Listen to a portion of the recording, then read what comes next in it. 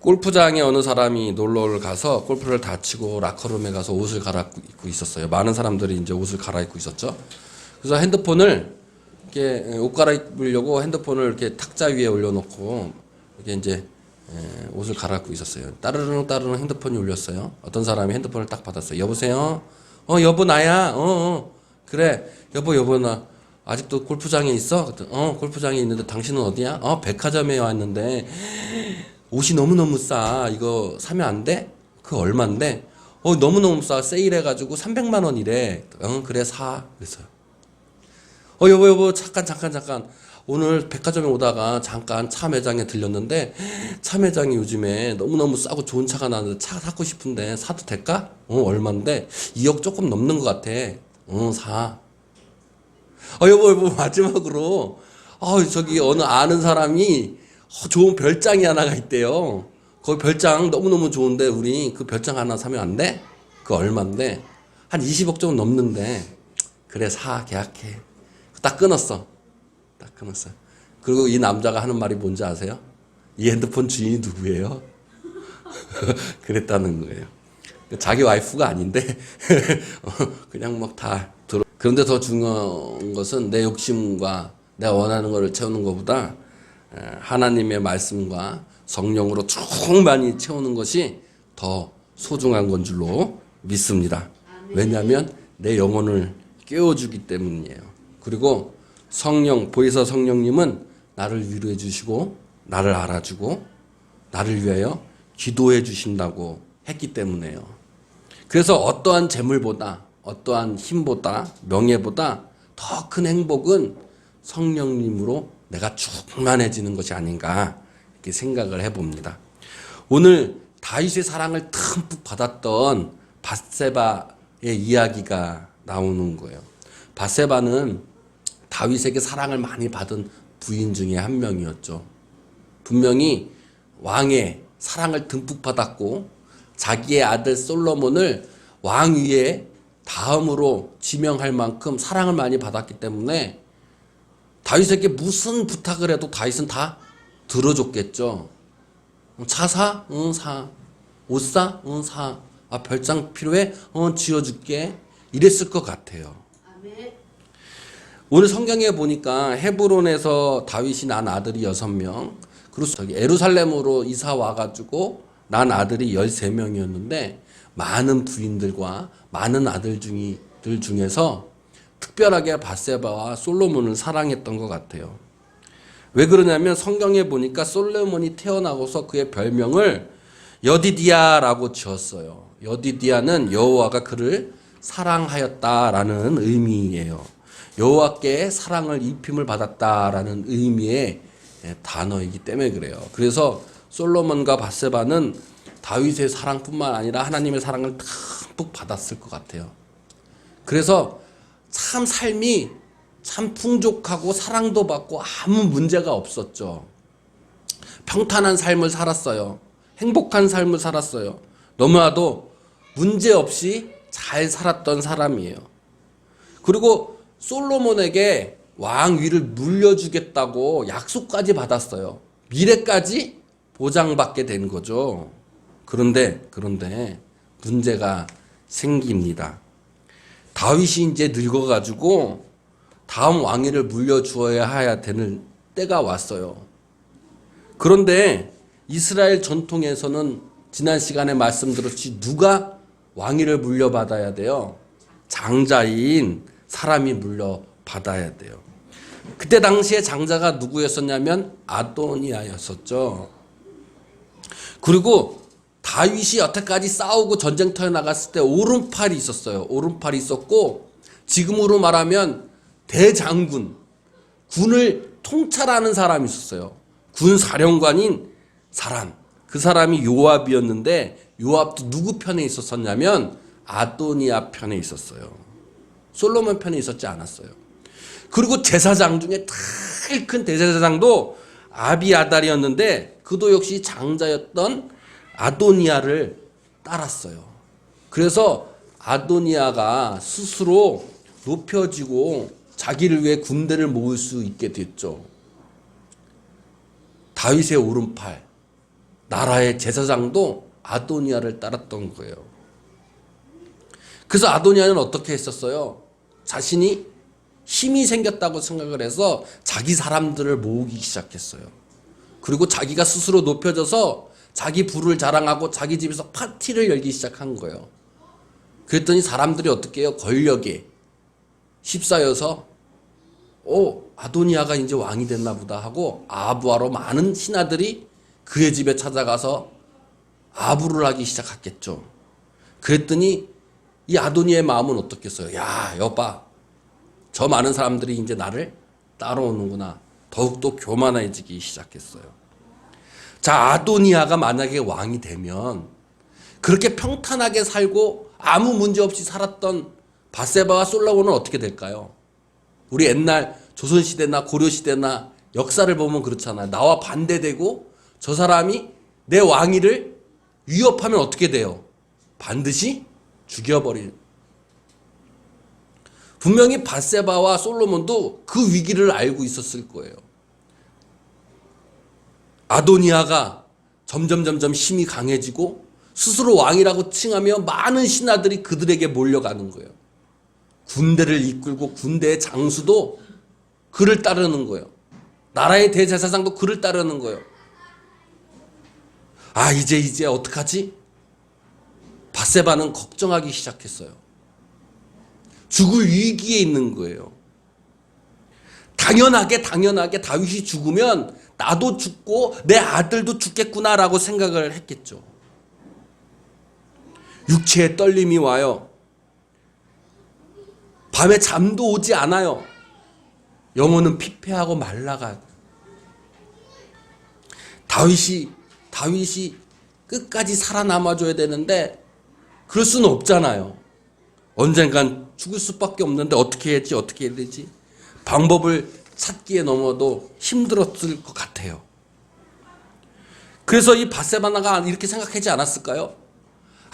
내가 아도니한테 찾아가가지고 무릎 꿇고 나도 살려달라고 애원이라도 해야 되는 거 아닌가? 어떻게 해야 되지? 아니면 나도 밧세바처럼, 나도 아도니아처럼 내 사람을 다시 모아야 되나? 나도 아도니아처럼 신하들을 좀 모아야 되나? 아니면 나도 군대를 좀 모아가지고 대적해야 되나? 어떻게 해야 되나? 걱정이 많이 있었어요. 밧세바의 아버지가 다윗의 용감한 30용사 중에 한 명이었었어요. 그러니까 밧세바도 군대를 모으려면 모을 수 있었어요. 그의 아버지 엘리암은 다윗의 총애를 받았던 장군이었던 거예요. 아도니아처럼 군대를 모으면 모을 수도 있었을 거예요. 그러나 밧세바는 그렇게 하지 않았어요. 그때 성경에 하나님의 선지자, 하나님의 사람 나단이 밧세바를 찾아옵니다. 그리고 밧세바한테 얘기하는 거예요. 당신 어떻게 되는 거냐? 지금 아도니아가 스스로 왕이 됐다고 이야기하는데 당신 어떻게 지금 행동하고 있느냐? 내가 지금 말하는 것대로 너 그대로 행동하면 너가 아마 살 길이 있을 거야 라고 이야기를 해줍니다. 밧세바는 나단을 알고 있었어요. 하나님의 사람, 하나님의 선지자를 알고 있었어요. 왜 알고 있었냐면 지난날에 자신이 다윗에게 침범을 당했잖아요. 원래 밧세바는 우리아의 아내, 남편이 있는 여자였는데 다윗이 밧세바의 아름다움을 보고 침범한 거예요. 그래서 임신하게 된 거예요. 남편 우리아는 전쟁터에 나가서 열심히 다윗을 위해서 싸우고 있는데 자신은 지금 외간 남자한테 침범을 당해서 임신까지 했어요. 그 당시에 유부녀가 지금 임신했으면 이건 돌로 죽을 죄를 지은 거예요. 가문에 또한 씻을 수 없는 죄를 범한 거예요. 그리고 율법을 어겼기 때문에 영혼적으로도 지금 죄를 범한 거예요. 어떻게 할 줄 몰랐어요. 그때 나단 선지자가 다윗에게 찾아가서 다윗의 회개를 요구합니다. 다윗은 나단 선지자의 말을 듣고 내가 잘못했구나 라는 것을 깨닫고 하나님께 회개를 드려요. 그리고 용서를 받지요. 죄의 대가로 그 임신한 아이는 죽게 되지만 어쨌든 간에 다윗은 자신의 용서를 받음을 통해서 오히려 더욱더 밧세바를 사랑하게 되었는지도 몰라요. 그래서 밧세바에게 낳은 아들이 4명이나 됩니다. 그리고 그의 솔로몬을 더욱더 사랑하게 됐는지도 모르죠. 이렇게 밧세바도 지난날에 나단이 자기를 도와준 내용들을 다 알고 있었어요. 나단을 잘 알고 있었던 거죠. 그래서 밧세바는 자신의 뜻을 따른 것이 아니라 나단의 말을 따랐던 거예요. 군대를 모으지도 않았고 가서 빌지도 않았고 자기 힘을 키우려고 하지 않았어요. 오히려 자신의 뜻을 세운 것이 아니라 하나님의 선지자 나단을, 그의 말을 따랐던 거죠.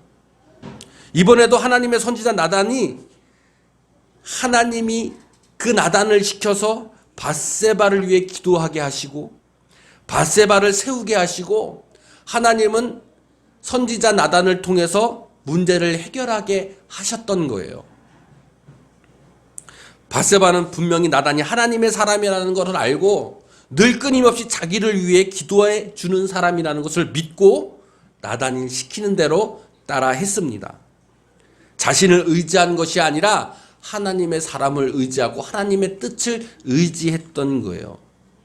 그래서 밧세바는 늙은 또 죽어가는 다윗에게 찾아가서 지난날에 다윗이 아들 솔로몬을 왕으로 세우겠다고 약속해 주시지 않았어요. 그러니까 그 약속 좀 지켜주세요라고 이야기를 합니다. 이때 다윗은 어땠을까요? 지금 몸이 지금 식어가고 있고 지금 죽어가고 있어요. 제 정신이 지금 없는 거예요. 내가 옛날에 그런 약속을 했었나? 아마 기억이 나지 않을 수도 있었을 것 같아요. 그리고 밧세바를 사랑하긴 사랑했지만 믿을 수 없을 수도 있었어요. 왜냐하면 밧세바의 다윗의 30용사 중에 한 명이었지만 다윗의 할아버지는 아히도벨이었는데 이 아히도벨은 누구였냐면 옛날에는 다윗의 책사였어요. 책사 아시죠? 책사. 전장에 나갔을 때 계략을 세우고 책량을 세우는 책사였어요. 브레인이었었어요. 다윗의 충실한 신하였었죠. 근데 이 아히도벨이 왜 그랬는지는 모르겠지만 제 생각엔 그래요. 자기의 손녀가 범해지니까 아마 다윗과 사이가 벌어진 것 같아요. 그래서 이 할아버지 아히도벨은 다윗의 아들 압살론이 다윗을 반대해서 반란을 일으켰을 때 이 할아버지 아히도벨은 압살론 편에 서서 다윗을 죽이려고 하는 거예요. 결국 실패로 돌아가서 이 할아버지는 자기의 고향으로 돌아가 자살을 하고 맙니다. 그러니까 밧세바의 아버지는 자기의 충실한 신하였지만 할아버지는 신하였다가 배신한 사람이었었어요. 그러니 밧세바를 사랑하긴 사랑했지만 그의 말을 100% 믿기에는 좀 찜찜했던 거였을지도 몰라요. 사람의 말을, 사람의 뜻을, 사람의 의지를 다윗은 의지하지 않았어요. 그때 나단이 바로 들어온 거예요. 그리고 선지자 이 나단은 밧세바의 말을 도와줍니다. 다윗은 나단이 하나님의 사람이었고 하나님의 뜻을 구하는 사람이었고 기도하는 사람이라는 걸 알고 있었어요. 지난날에 자기의 잘못의 죄를 회개해서 용서해 준 사람이라는 걸 알고 있었어요. 그렇기 때문에 다윗은 나단의 말을 기울일 수 있었던 거죠. 나단이 다윗에게 묻습니다. 당신이 뒤를 이을 왕이 대체 누굽니까? 아도니아가 왕이 되겠다고 이야기하신 적이 있습니까? 그런데 아도니아가 스스로 지금 왕이 된다고 군대 장군 요압과 제사장 아비아달 그리고 많은 신하들을 지금 집에 초청해가지고 지금 잔치를 벌이고 있습니다. 어떻게 된 겁니까? 묻는 거예요. 그게 당신의 뜻입니까? 하나님께서는 사람을 보내시거나 성령을 우리에게 보내주셔서 지금 네가 하고 있는 것들이 네 뜻이야? 하나님 뜻이야? 라고 묻고 있다라는 거예요. 나단을 통해서 하나님의 뜻이 무엇인지를 다윗에게 지금 이야기하고 있는 거예요. 다윗은 밧세바의 사람의 말을 의지하는 것이 아니라 하나님의 말, 하나님의 선지자 나단의 말을 의지하고 하나님의 뜻을 의지했어요. 다윗의 마음속에는 이제 깨달음이 오기 시작한 거예요. 아비아달이, 요압이 내 장자 아도니아 편에 섰지만 진정으로 하나님의 뜻은 솔로몬에게 있구나. 다윗은 사람의 말을 의지하지 않고 하나님의 선지자 나단의 말을 듣고 자신의 약속을 이행합니다. 그래서 성경에 오늘 보니까 제사장 사독과 선지자 나단과 분야야를 시켜서 솔로몬을 이스라엘 왕으로 기름 붓게 하는 거예요. 그리고 솔로몬에게 자기보다 더 큰 축복을 주게 됩니다. 이제 밧세바는 이제 죽을 위험에서 죽을 수밖에 없는 자신의 처지와 어려움과 고난에서 자신을 위해 끊임없이 기도했던 그 나단을 통해, 그 나단의 도움을 통해 이제는 왕의 어머니가 되는 축복을 받게 되었어요. 하나님은 기도하는 사람을 통해 하나님의 뜻을 세워주십니다. 사람을 세워주시는 거예요. 그리고 협력하여 선을 이루게 하신다는 거예요. 그런데 원래 전통적으로 보면 왕이 죽고 나서 그 다음에 왕이잖아요. 그런데 가끔 예외적으로 상왕이라는 게 있어요. 왕이 죽지 않았는데 왕을 또 세워요. 그러면 그 왕은 어때요? 뒷배가 단단한 거예요. 내가 권력이 약해도 내 뒤에 큰 왕이 있어가지고 그 왕의 권력으로 더 든든해지는 거잖아요. 지금 다윗의 상황도 지금 다윗이 아직 죽지 않았는데 솔로몬을 왕에 미리 앉힌 거예요. 그러면 신하들이 꿈쩍하지 못해요. 왜냐하면 뒤에 누가 있어요? 다윗이 있었기 때문에. 지금 두 번째 축복은 그러니까 어떤 축복을 받은 거예요? 내 뒤에 늘 끊임없이 큰 힘이 되어주는 다윗 왕이 있는 거예요. 솔로몬 뒤에 다윗 왕이 아직 살아서 보살핌을 받는 축복을 받은 거예요. 그래서 다윗보다 더 큰 축복을 얻는다라고 지금 써 있는 거죠. 열왕기 1장 47장 48절에 왕의 하나님이 솔로몬의 이름의 왕의 이름보다 더 아름답게 하시고 그의 왕위를 왕의 위보다 더 크게 하시기를 원하노라라고 지금 하고 있는 거예요. 그래서 나팔을 불고 백성들이 참 기뻐하게 됩니다.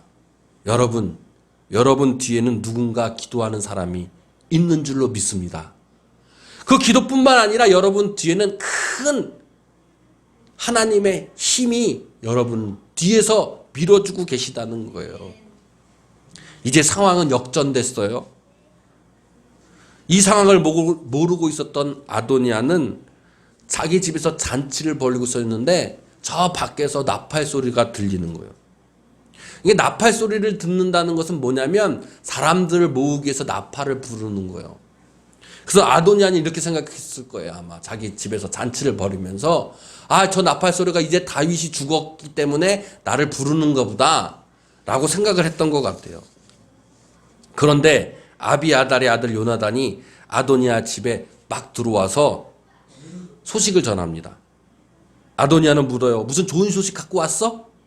그랬더니 요나단이 좋은 소식이 아니라 솔로몬이 지금 왕이 돼서 다윗의 보좌에 지금 앉고 있다는 소식을 전케 돼요. 온 잔치 분위기가 지금 쎄하게 된 거예요. 잔치에 많이 모여 있었던 신하들도 지금 큰일 난 거예요. 이제 슬슬 도망가기 시작해요. 아도니아도 이제 그 한마디 한순간에 이제 상황이 역전돼서 나 이젠 죽었구나. 그렇잖아요. 나 이제 죽었구나. 이렇게 생각했을 거예요. 한순간의 권력도 한순간의 힘도 이렇게 무너지는 거예요. 그 권력과 힘과 부와 명예가 영원히 가지 않아요. 하나님의 한 말씀이면 바로 무너질 수밖에 없고 역전될 수밖에 없어요. 아도니아는 이제 자신이 죽음을 예측할 수밖에 없어요. 자신의 실수를 알게 됐어요. 이제 어떻게 내가 살아야 되지? 이제 밧세바가 고민했던 것과 똑같은 고민을 하기 시작했어요. 내 주위에 이제 신하도 없어요. 친구도 없어요. 권력도 다 사라져 버렸어요. 땅바닥까지 내려갔어요. 무엇 하나 붙잡을 게 없었던 거예요. 이제 죽을 수밖에 없는 운명에 놓여 있었어요. 그런데 오늘 50절에 보니까 아도니아를 살리는 방법이 있었어요. 아도니아는 자신이 살기 위해서 자신 다 떠나갔지만 자신을 살릴 수 있는 것은 오로지 하나다라고 생각해서 제단의 뿔을 잡습니다. 이 제단의 뿔이라는 것은 뭐냐면 번제단이에요. 이 번제단은 동물을 희생시켜서 거기에 태우는 거예요. 그 태우는 단에 네 뿔이 있습니다. 이 네 뿔은 무엇을 쓰는 거냐면 그 부분에다가 재물을 묶거나 희생의 피를 그곳에 뿌리는 곳을 이 번제단의 뿔에다가 하는 거예요. 이 번제단의 뿔은 레위기 4장 7절 25절, 출애굽기 22장 17절에 하나님부터 용서와 은혜를 구하고 보호를 갈망하는 행위로서 번제단의 뿔을 잡는 거예요. 그러면 유대 율법에 이 번제단을 뿔을 잡은 사람은 죽일 수가 없는 거예요. 하나님부터 용서와 은혜와 보호를 갈망하는 행위이기 때문에. 그래서 아도니아는 그것을 알고 번제단의 뿔을 잡습니다. 자기의 생명을 구할 수 있는 것은 오로지 지금 번제단의 뿔밖에 없는 거예요. 아도니아가 죽을 수밖에 없는 그 위기에서 그는 제단의 뿔을 잡았습니다. 밧세바는 죽을 수밖에 없는 어려움과 고난에서 하나님의 말씀을 잡았어요. 하나님의 사람을 잡았어요. 기도를 잡았어요. 번제단의 뿔은 용서와 희생 그 피를 잡는 거예요. 잡았던 거예요. 죽음에서 생명으로 일으킬 수 있는, 이제 아무것도 없고 나 혼자 있는 삶에서 이제 죽을 수밖에 없는 내 삶에서 예수 그리스도를 잡고 자신의 잘못을 회개했던 거예요. 용서를 구했던 거예요. 그래서 아도니아는 죽음을 모면할 수 있게 됐어요. 그런데 솔로몬은 아도니아에게 이렇게 얘기합니다. 당신이 지금 번제단의 뿔을 잡아서 내가 너를 지금 죽이지는 않지만 네가 다시는 악한 일을 하면 너는 죽을 수밖에 없어. 아도니아는 용서를 받고 자기 집으로 돌아가죠. 밧세바와 솔로몬처럼 우리도 위기와 어려움과 괴로움과 고난이 닥쳐올 때가 있습니다. 세상의 힘에 의해서, 세상의 돈에 의해서, 세상의 권력에 의해서 내가 지금 고난을 받고 문제가 발생될 수 있다라는 거예요.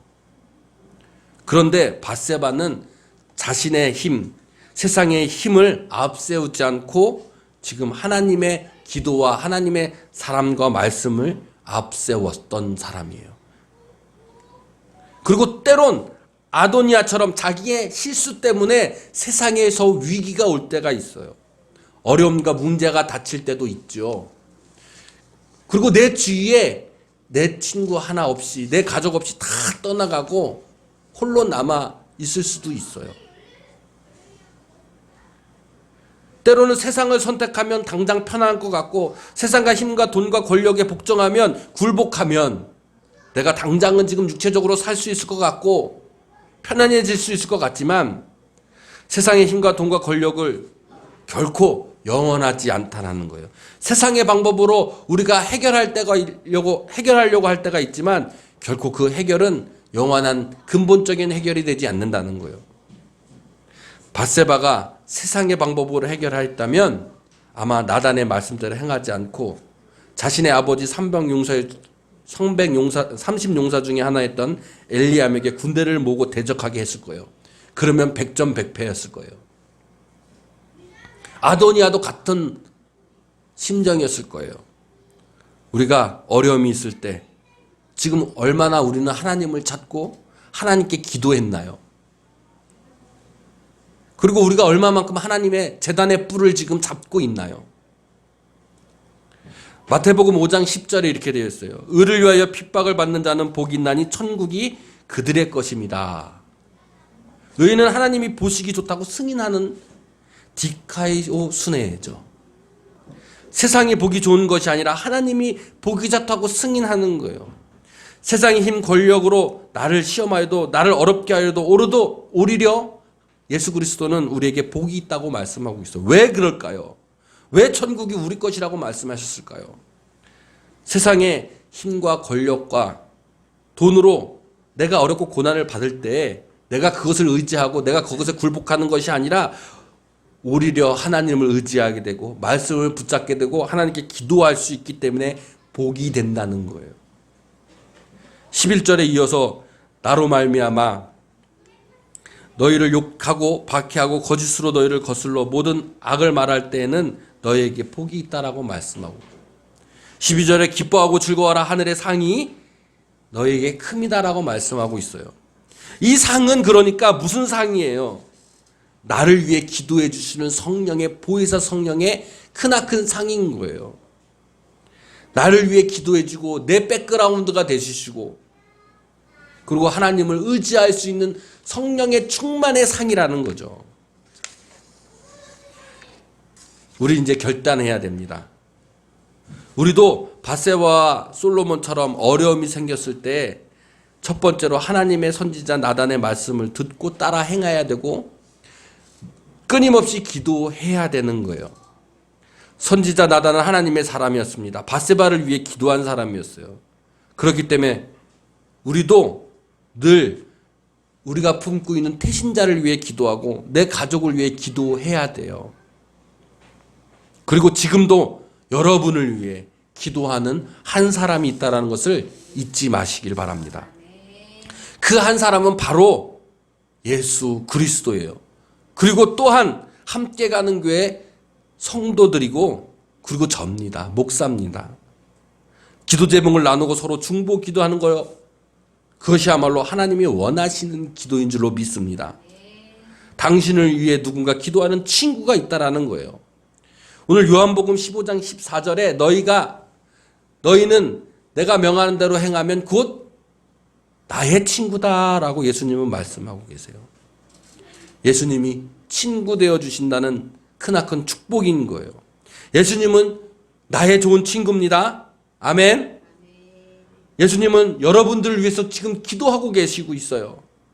그렇기 때문에 우리도 예수님을 따라 내가 살아가는 사람들을 위해 어떻게 해야겠어요? 기도해야 돼요.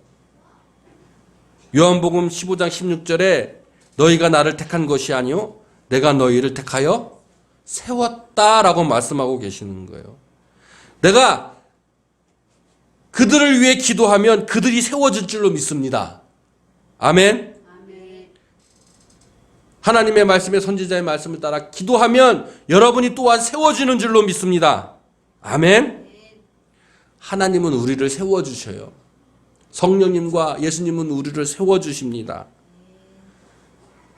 그 세워주심은 내가 하나님과 내가 예수님을 택한 것이 아니라 하나님과 예수님과 성령님이 나를 택하였기 때문인 거예요. 그리고 항상 열매를 맺게 해 주실 줄로 믿습니다. 기도하면 열매가 맺습니다. 기도하면 축복이 있습니다.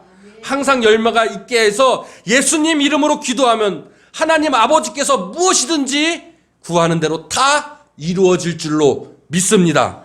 오늘 예수님이 말씀하고 계시는 거예요. 선지자 나단의 말을 붙잡고 행했던 밧세바와 솔로몬처럼 우리도 그렇게 행해야 될 줄로 믿습니다. 기도해주는 여러분이 되세요. 당신을 위한 기도하는 사람이 있다는 것을 믿으세요. 그러면 솔로몬이 왕위에 앉았을 때 그 뒷병에 다윗이 있었던 것처럼 여러분 뒤에 늘 예수 그리스도께서 계실 줄로 믿습니다. 하나님은 선지자를 통해서 사람을 세우시는 거예요. 나단을 통해서 솔로몬을 세웠듯이 여러분 기도를 통해서 여러분이 세워질 줄로 믿습니다. 시련과 어려움이 있을 때 능히 이겨낼 수 있는 것은 그래서 보혜사 성령이 우리를 보여주시고 이끌어주시고 가르쳐주실 것이라고 예수님께서 그렇게 얘기하셨던 거예요. 두 번째로 우리는 제단의 뿔을 잡아야 돼요. 예수 그리스도를 잡아야 합니다. 곧 기도해야 됩니다. 그럼 해결해 주실 거예요. 예수 그리스도를 잡아야 돼요. 곧 예배를 잡아야 됩니다. 회개할 때 모든 문제가 해결되는 줄로 믿습니다. 예배를 잡아야 되고 기도를 잡아야 돼요. 예수 그리스도를 내 중심으로 잡아야 돼요. 그러면 죽음에서 생명으로 거듭날 줄로 믿습니다. 그래서 두 가지를 여러분 저는 결단하는 시간 되기를 원합니다. 우리 태신자를 위해서 기도해야 돼요. 여러분 사랑하는 가족을 위해서 기도해야 돼요. 솔로몬 뒤에 다윗이 있었듯이 우리 뒤에 예수님과 하나님과 성령님이 계실 겁니다. 누군가 널 위해 기도해 주는 사람이 있듯이 나도 누군가를 위해 기도해 줘야 돼요. 여러분 뒤를 위해 기도해 주는 그 한 사람이 있듯이 여러분도 태신자와 여러분 사랑하는 사람을 위해 기도해 주시는 여러분이 되기를 원합니다. 두 번째로 결단하기를 원합니다. 제단의 뿔을 잡으시기를 원합니다. 예수님을 잡고 기도를 잡고 주일 성수로 제단의 뿔을 잡을 때에 여러분 고난에서 이겨낼 줄로 믿습니다. 기도하는 자에게 예배로 나아가는 자에게 주님께서 열매 맺게 해주실 겁니다. 그래서 오늘 15장 16절에도 예수 이름으로 나아가는 자, 예수 이름으로 아버지께 구하는 자라고 하셨어요. 예수 이름으로 나아가는 자에게 열매 맺고 항상 그 열매가 여러분 삶으로 드러날 줄로 믿습니다. 무엇이든지 기도할 때 다 받을 줄로 믿습니다. 우리 기도합시다. 그리고 제단의 뿔 잡읍시다. 예수님 잡읍시다. 그러면 여러분 세상에 어려움과 시련이 칠지라도 박해가 올지라도 주님께서 해결해 주시고 우리와 함께 해 주시고 우리를 보호해 주시고 우리를 위해 기도해 주시고 우리의 뒤에서 우리의 선한 능력을 더하여 주실 줄로 믿습니다. 우리 다 같이 일어나셔서